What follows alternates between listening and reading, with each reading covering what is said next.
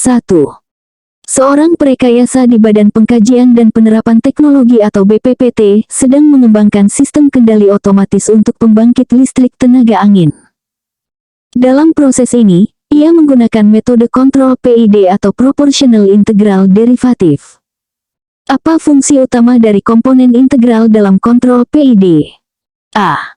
Mempercepat respons sistem. B. Mengurangi osilasi. C. Menghilangkan steady state error. D. Memprediksi perilaku sistem di masa depan. E. Meningkatkan stabilitas sistem. Jawaban yang tepat dari soal di atas adalah C. Pembahasan dari pertanyaan di atas yaitu, bahwa komponen integral dalam kontrol PID berfungsi untuk menghilangkan steady state error dengan mengakumulasi error dari waktu ke waktu dan memberikan koreksi yang terus-menerus. Kita masuk soal berikutnya. 2. Perekayasa di Lembaga Penerbangan dan Antariksa Nasional atau LAPAN sedang merancang sistem propulsi untuk satelit kecil.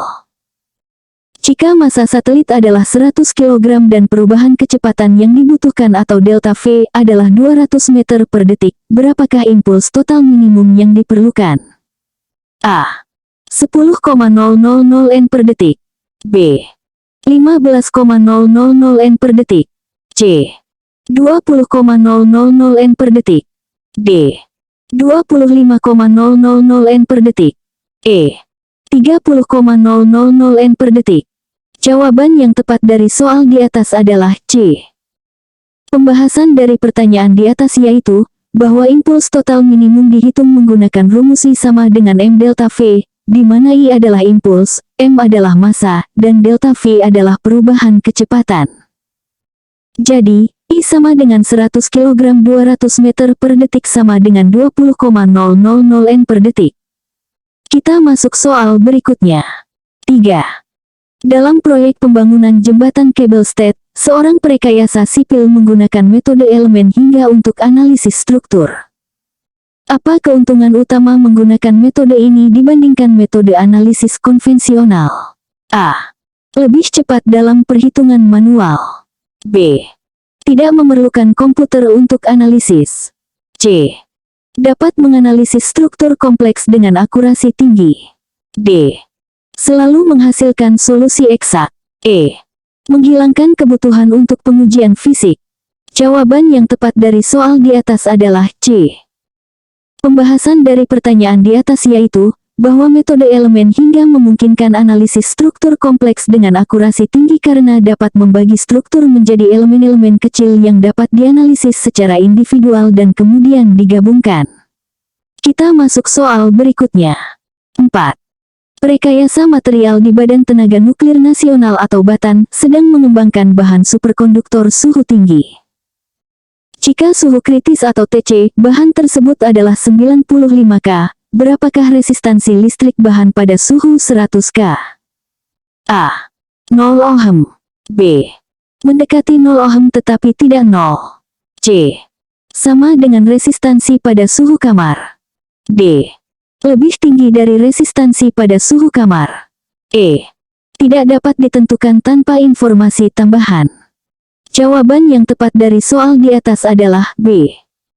Pembahasan dari pertanyaan di atas yaitu, bahwa pada suhu di atas suhu kritis atau TC, bahan superkonduktor kehilangan sifat superkonduktivitasnya dan memiliki resistansi. Pada 100 K, yang sedikit di atas TC, resistansi akan mendekati 0 ohm tetapi tidak persis 0. Kita masuk soal berikutnya. 5. Seorang perekayasa kimia di industri petrokimia menggunakan proses Fischer-Tropsch untuk mengonversi gas sintesis menjadi hidrokarbon cair. Jika rasio H2O dalam umpan gas sintesis adalah 2,1, apa yang kemungkinan besar akan terjadi? A. Produksi hidrokarbon rantai pendek meningkat. B. Produksi hidrokarbon rantai panjang meningkat. C. Selektivitas metana menurun. D. Konversi CO menurun. E. Katalis akan terdeaktivasi lebih cepat. Jawaban yang tepat dari soal di atas adalah A. Pembahasan dari pertanyaan di atas yaitu, bahwa rasio H2O yang lebih tinggi dari 2 cenderung meningkatkan produksi hidrokarbon rantai pendek dalam proses Fischer-Tropsch karena ketersediaan hidrogen yang lebih banyak mendorong terminasi rantai lebih awal. Kita masuk soal berikutnya. 6. Rekayasa di bidang nanoteknologi sedang mengembangkan sensor gas berbasis grafena. Jika sensitivitas sensor didefinisikan sebagai perubahan resistansi relatif per ppm gas target, bagaimana cara paling efektif untuk meningkatkan sensitivitas sensor? A.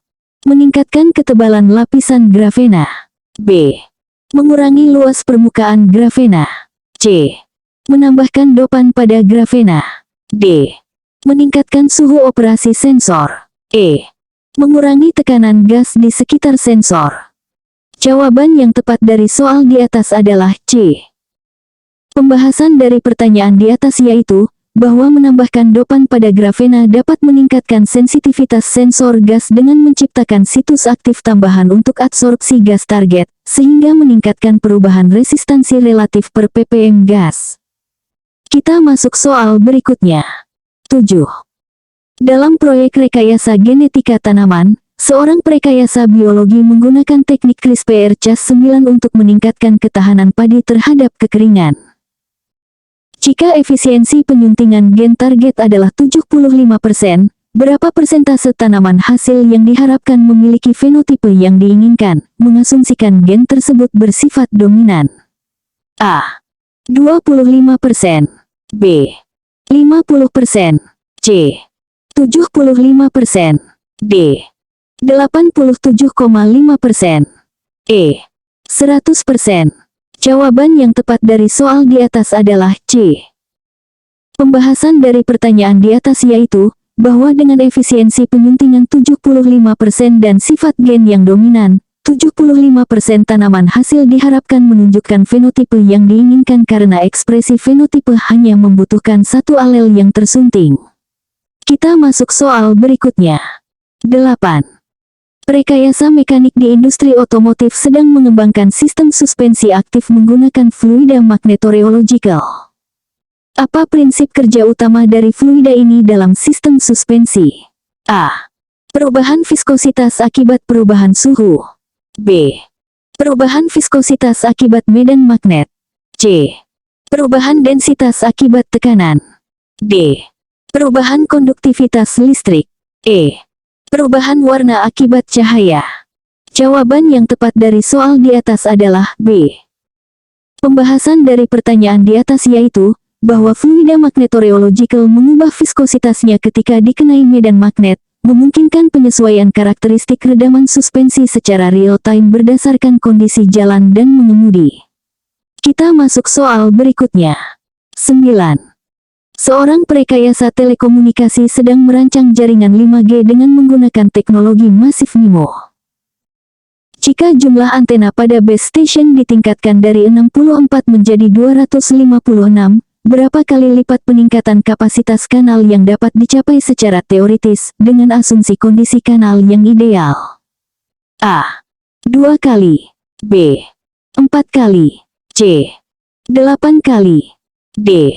16 kali. E. 32 kali. Jawaban yang tepat dari soal di atas adalah B.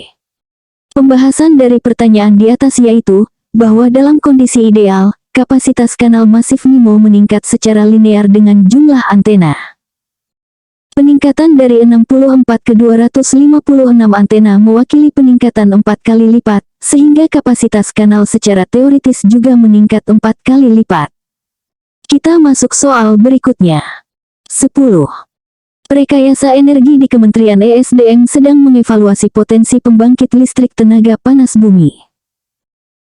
Jika reservoir panas bumi memiliki suhu 250 derajat Celcius dan efisiensi konversi termal ke listrik adalah 15%, berapakah daya listrik yang dapat dihasilkan dari aliran massa uap 100 kg per detik, dengan asumsi air pendingin pada suhu 30 derajat Celcius? A. 15 MW. B. 22,5 MW. C. 30 MW. D. 37,5 MW. E. 45 MW. Jawaban yang tepat dari soal di atas adalah C. Pembahasan dari pertanyaan di atas yaitu, bahwa daya listrik dihitung menggunakan rumus P sama dengan eta M cep delta T, di mana eta adalah efisiensi atau 15%, M adalah laju aliran massa atau 100 kg per detik, cep adalah kapasitas panas spesifik uap atau asumsi 2000 J per kilogram K, dan delta T adalah perbedaan suhu atau 250 derajat Celcius sampai 30 derajat Celcius sama dengan 220 derajat Celcius.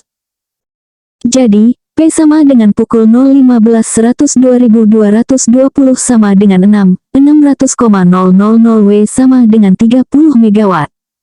Kita masuk soal berikutnya. Agen intelijen